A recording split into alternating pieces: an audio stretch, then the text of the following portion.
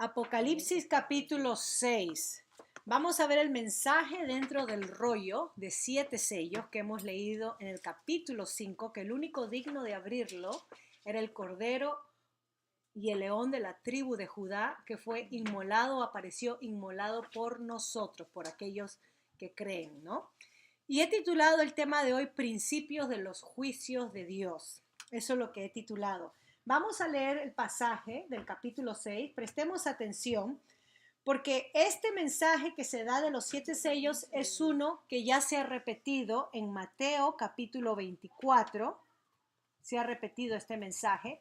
Y en Marcos también, capítulo 13. Pero permítame leerles el capítulo 6 de Apocalipsis. Tengo la nueva versión internacional. Y siempre con la pregunta del trasfondo, principios de los juicios. Siempre con la pregunta del trasfondo, ¿quién puede abrir el rollo? Que esa es la pregunta en el trasfondo que se hizo. Miren lo que dice capítulo 6. Vi, y este es Juan, cuando el Cordero rompió el primero de los 7 sellos, y oí uno de los 4 seres vivientes que gritaba con voz de trueno, ven. Miré y apareció un caballo blanco. El jinete llevaba un arco, se le dio una corona y salió como vencedor para seguir venciendo. Cuando el Cordero rompió el segundo sello, oí al segundo ser viviente que gritaba, ven.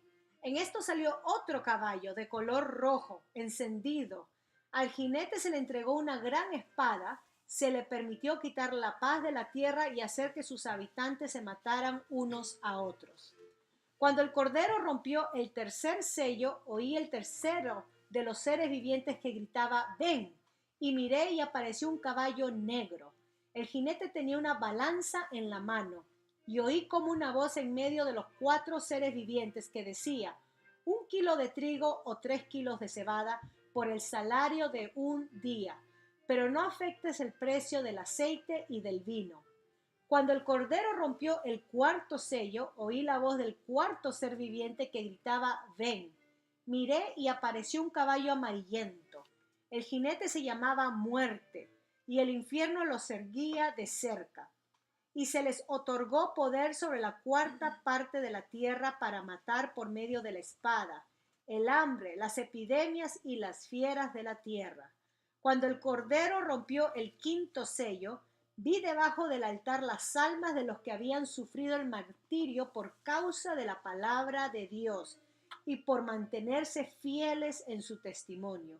Gritaban a gran voz, ¿hasta cuándo, soberano Señor, santo y veraz, seguirás sin juzgar a los habitantes de la tierra y sin vengar nuestra muerte? Entonces cada uno de ellos recibió ropas blancas y se les dio que esperaran un poco más hasta que se completara el número de sus consiervos y hermanos que iban a sufrir el martirio como ellos. Vi que el Cordero rompió el sexto sello y se produjo un gran terremoto. El sol se oscureció como si hubiera vestido de luto, la luna entera se tornó roja como la sangre, y las estrellas del firmamento cayeron sobre la tierra, como caen los higos verdes de la higuera, sacudida por el vendaval. El firmamento desapareció como cuando se enrolla un pergamino y todas las montañas y las islas fueron removidas de su lugar. Los reyes de la tierra, los magnantes, los jefes militares, los ricos, los poderosos y todos los demás, esclavos y libres, se escondieron en las cuevas y entre las peñas de las montañas. Todos gritaban a las montañas y a las peñas, caigan sobre nosotros y escóndanos de la mirada del que está sentado en el trono y de la ira del Cordero, porque ha llegado el gran día del castigo. ¿Quién podrá mantenerse en pie? Y sigan leyendo porque el capítulo 7 nos dice quién se puede mantener en pie. Como termina el 6, ¿quién puede mantenerse en pie? El 7 lo responde, ¿quién se puede mantener en pie? Pero eso va a ser para futuro. Veamos entonces este capítulo 6 del Apocalipsis. Y yo hice un paralelo sobre lo que Jesús ya había avisado en Mateo 24. Se nos narra que los discípulos en la última semana, los últimos días antes de la pasión, de que nuestro Señor Jesucristo sea entregado, estaban en el templo y los discípulos maravillados, admiraban las piedras, la construcción, lo hermoso que era el templo que Herodes había reconstruido. Se tardó 17 años. Y le decían, miren qué hermoso es el templo. Eso simbolizaba la fe judía. Y Jesucristo le dice a sus discípulos, ¿ven este templo? Bueno, no va a quedar piedra sobre piedra, va a ser totalmente derrumbado. Y ahí comienza a darle las señales que iba a venir por la destrucción de Jerusalén, su ciudad donde Dios acampaba, como lo había dicho con los profetas, y el templo, el lugar donde la misma presencia de Dios para comunicarse con su pueblo y redimir a su pueblo a través de los sacrificios, iba a ser todo desolado, destruido, donde Israel, los judíos tenían su esperanza.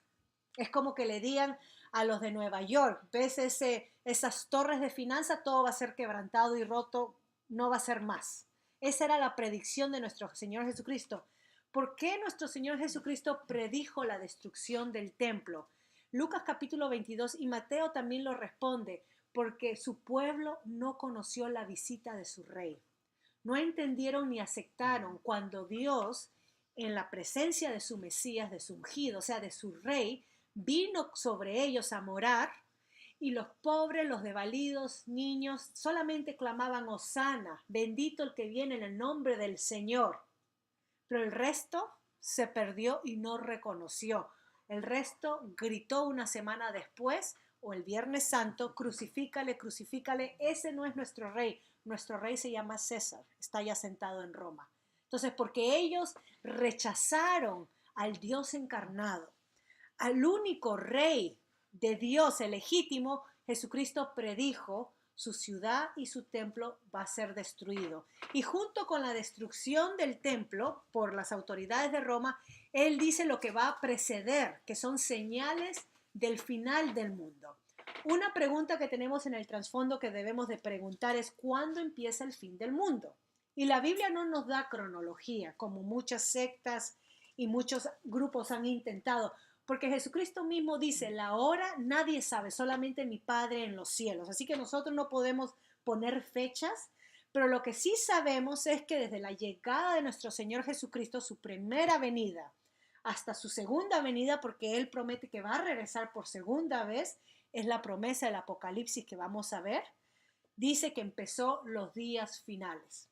O sea que nosotros ya estamos en los días finales desde hace 2000 años cuando llegó Jesucristo a esta tierra. El reloj está tic-tac, como ese reloj de arena.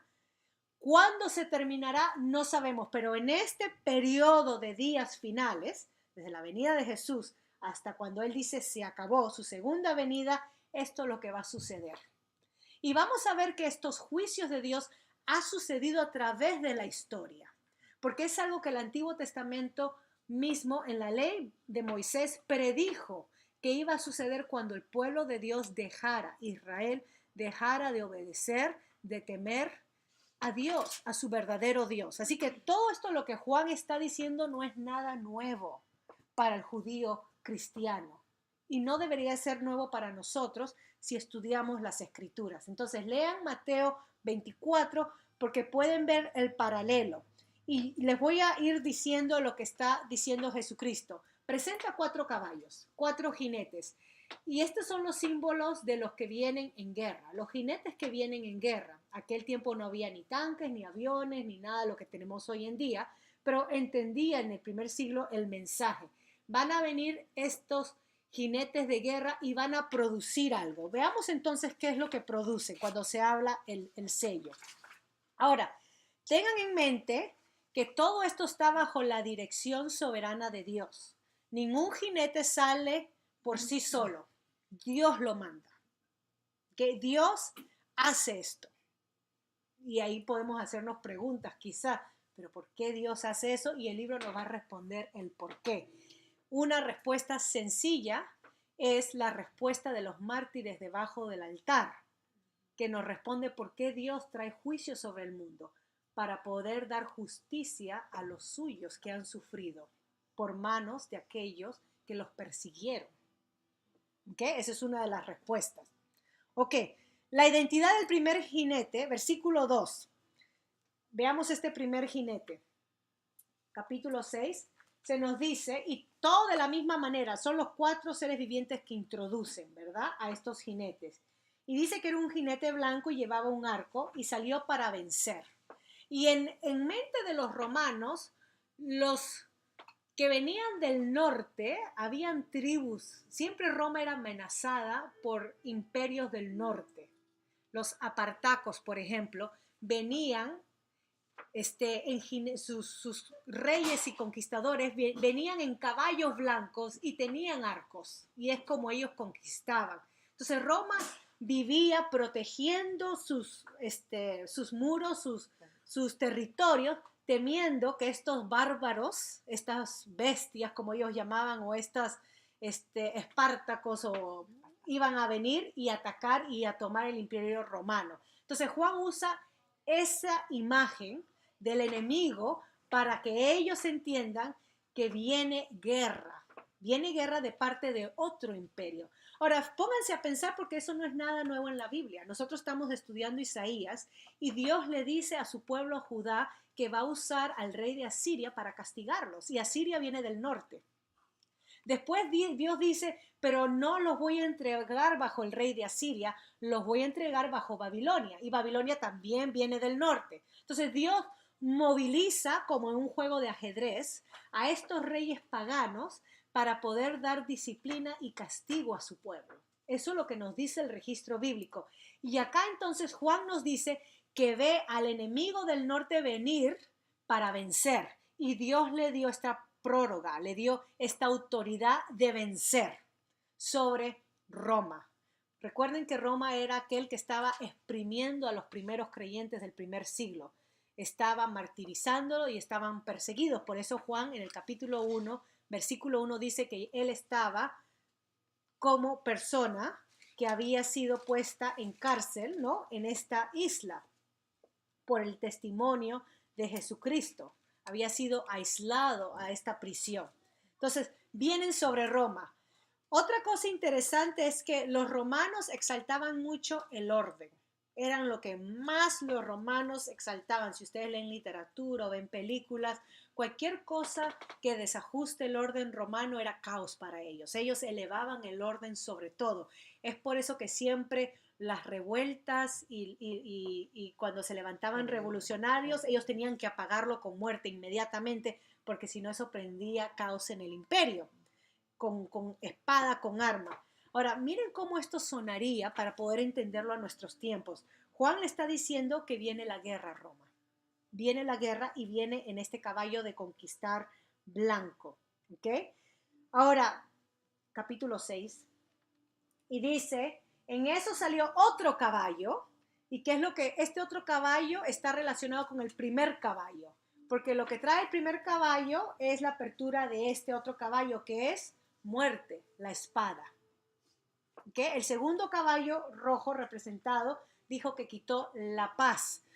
Uno de los signos que Roma tenía en su estandarte, en su escudo, era paz romana. Los romanos avanzaban así en escuadrón. Ellos se habían orgullecido por las carreteras hermosas que habían construido. Ellos habían unido al mundo, no por el internet, pero por sus carreteras. Y hasta hoy en día uno puede ir al Medio Oriente o Asia y uno puede ver la arqueología de las carreteras romanas hasta hoy en día. Ni las carreteras canadienses aguantan tanto. Y las carreteras romanas hasta ahora están paraditas, empedradas. Entonces, este segundo ángel dice que, o este segundo jinete viene a quitar la paz que tanto Roma había impuesto. La supuesta paz. Porque la manera como Roma imponía paz o traía paz era a través de la espada. Esa es una ironía, ¿verdad? Traer paz a través de la espada. Es lo que nosotros escuchamos en nuestro medio de comunicación cuando se juntan grupos de guerrilleros a hablar con el gobierno y después de haber masacrado, torturado, secuestrado gente del pueblo, ahora vamos a hablar de paz. Y si no me hacen caso, entonces vamos a meter bomba y a matar a cuantos civiles. Esa es la paz humana. El ser humano impone paz con la espada y es una contradicción de términos, porque nosotros no podemos poner paz a través de la espada. Y acá entonces a Roma se le va a quitar ese símbolo, esa insignia de paz romana, se le va a quitar la muerte. Entonces, guerra, muerte. Miren el tercer caballo. Quitó la paz y dice que los habitantes se mataban unos a otros. Eso es guerra, ¿ok? Versículo 5. Cuando el cordero rompió el tercer sello, oí el tercero de los seres vivientes que gritaba, ven, miré y apareció un caballo negro. Entonces vemos la consecuencia de la guerra que trae muerte y trae. El jinete tenía una balanza en la mano, escasez, hambruna. Y oí como una voz en medio de los cuatro seres vivientes que decía 1 kilo de trigo, 3 kilos de cebada por el salario de un día. La cebada era el alimento más barato del tiempo de los romanos. No sé, para nosotros sería el pan. Imagínense que el pan cueste todo un salario de un día, una caña de pan. Los precios se inflan por el resultado que trae la guerra. Nada diferente de lo que experimentan estos países con las guerras civiles como Venezuela, que está convulsionada en su tiempo, Nicaragua, Colombia, que todo sube por las nubes el precio y hay hambruna.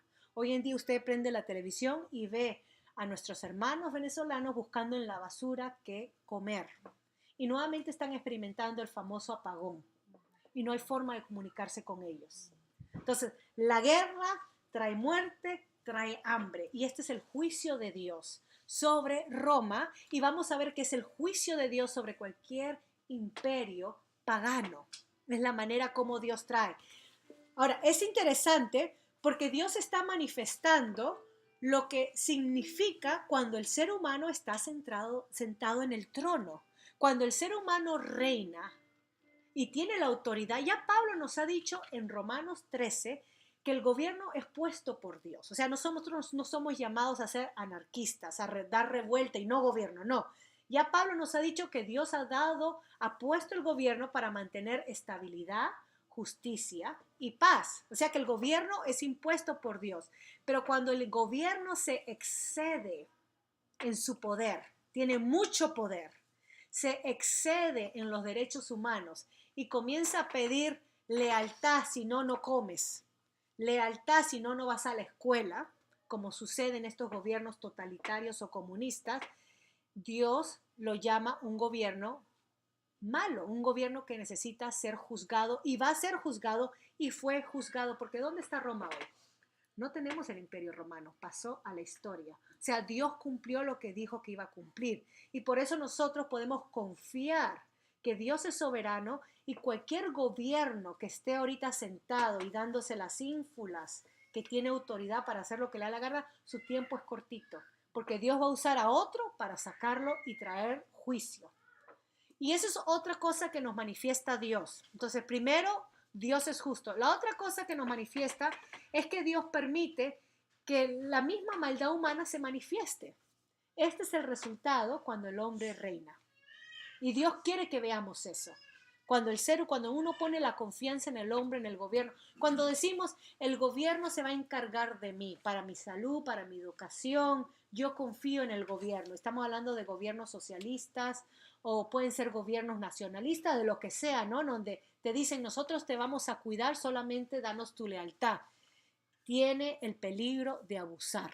¿Okay? Leamos la historia y eso sucedió con Roma. Este tercer caballo trajo hambruna, tanto que lo más barato vino a ser caro. Lo que no fue afectado fue el precio del aceite y del vino. Y no sabemos por qué. El aceite y el vino eran componentes medicinales y también eran componentes que los ricos gozaban, aceite y vino, pero no fueron afectados. O sea que el juicio de Dios fue no tan arduo, fue limitado. No fue con todas esas para destruir. Dios vio juicio, pero limitado. Vemos la gracia de Dios, ¿okay? En no destruir totalmente. Versículo 7. Cuando el cordero rompió el cuarto sello, oí la voz del cuarto ser viviente que gritaba, ven, miré y apareció un caballo amarillento.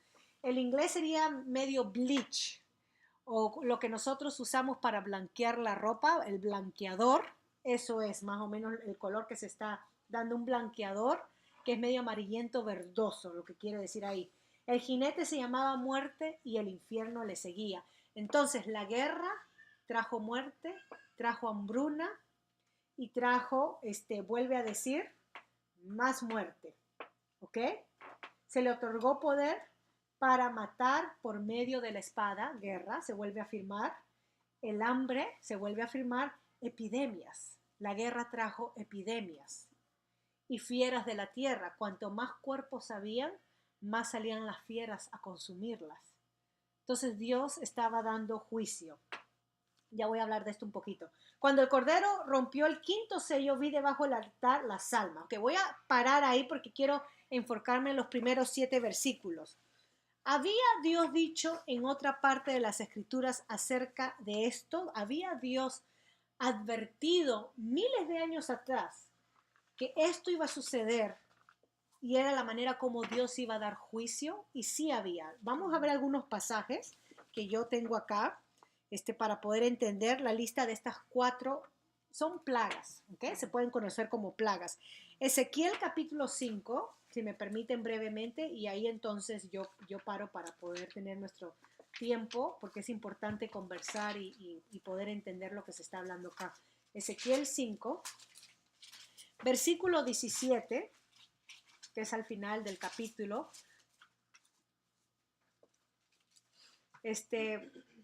Voy a leer desde el versículo 11 para entender el contexto. Y esto es Dios diciéndole o dándole advertencia a su pueblo, Israel. ¿Ok? Esto es Dios dándole advertencia a su pueblo. Y ya sabemos por las escrituras, según la carta o la epístola de Pedro, que antes de que Dios juzgue el mundo, juzga su casa, su pueblo. O sea, antes de que suceda juicio allá afuera, Dios nos juzga a nosotros. Empieza por casa. Miren lo que dice el versículo 11. Por esta razón, yo, el Señor omnipotente, juro por mí mismo, como ustedes han profanado mi santuario con sus ídolos repugnantes, el pecado de idolatría, y con sus prácticas detestables, yo los destruiré sin misericordia y sin piedad. Una tercera parte se usa en misma medida de su pueblo morirá en tus calles por la peste y por el hambre. Otra tercera parte caerá a filo de espadas, guerra, en tus alrededores, y a la tercera parte restante la dispersaré por los 4 vientos, cautiverio. Yo desenvainaré la espada y perseguiré a la gente. Es Dios mismo yendo en guerra, en juicio contra su pueblo. Entonces se apaciguará mi ira, mi enojo contra ellos será saciado, o sea, su justicia, y me daré por satisfecho. Está hablando de Dios, será justo.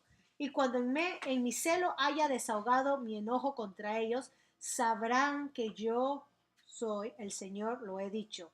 Yo te convertiré en un montón de ruinas. Te haré objeto de burla de todas las naciones que te rodean. Todos los que pasen junto a ti te verán. Cuando yo te castigue con indignación, esta es una humillación total, enojo, reproches, burla, oprobio. Voy a saltar. Versículo 16. Yo te haré blanco de hambre. Esa mortífera flecha que todo lo destruye, dispararé a matar, pues traeré sobre ti hambre y escasez. Estos son los jinetes del Apocalipsis que estamos viendo. Animales, escasez de provisiones. Por si fuera poco, lanzaré contra ti animales salvajes que te dejaran sin hijos. Te verás abrumado por las plagas y por el derramamiento de sangre, pues haré que caigas a filo de espada. Yo, el Señor, lo he dicho. Entonces acá tenemos el juicio. Ese es un pasaje de muchos. Si ustedes quieren leer más, pueden buscar también el capítulo 14, versículo 21 de Ezequiel. También está en Deuteronomio cuando habla de las maldiciones, en el capítulo 28 de la desobediencia. Ven las 4 plagas que Dios da sobre su pueblo. Estas mismas, la vuelve a repetir en Deuteronomio 28. Entonces, cuando Juan dice esto, no era nada nuevo para los creyentes que conocían las escrituras, porque ya sabían que Dios así había actuado con Israel en la antigüedad. Y ahora Dios les está diciendo, ahora voy a hacer lo mismo con Roma.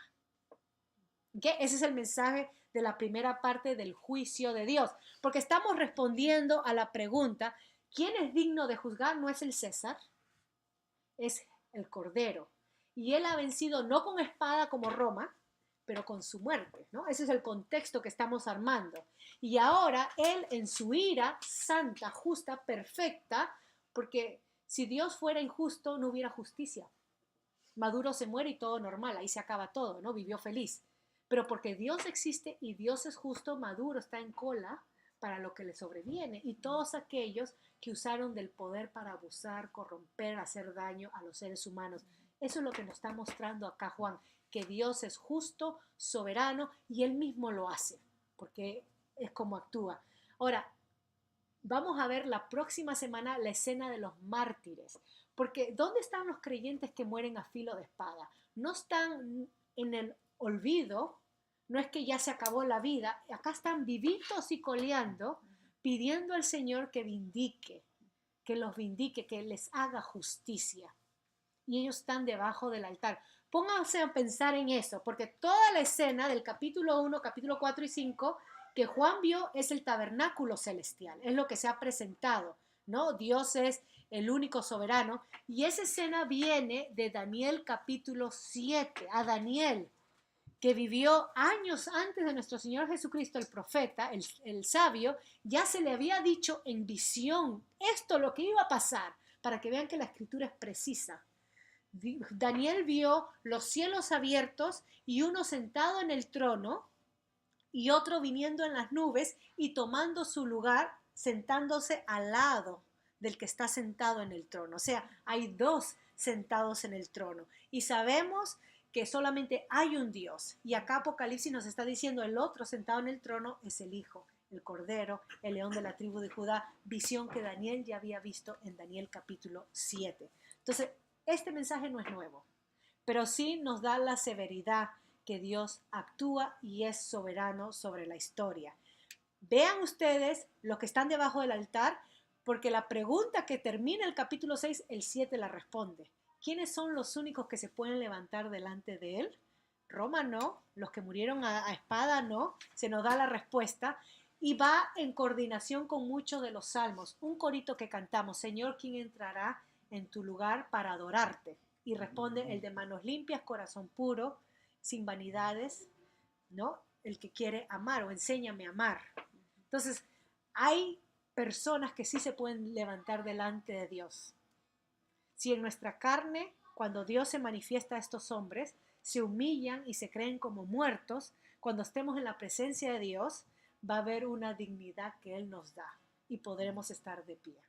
Hacia allá vamos. Voy a parar entonces y vamos a responder. No voy a grabar esto porque se me hizo preguntas acerca del capítulo 5 y las voy a responder y no las voy a grabar, solamente entre nosotros. ¿Okay? Esa es la bendición que tenemos nosotros al poder conversar sin necesidad de estar grabando esto. Lean por favor la segunda parte del 6 y empiecen con el 7.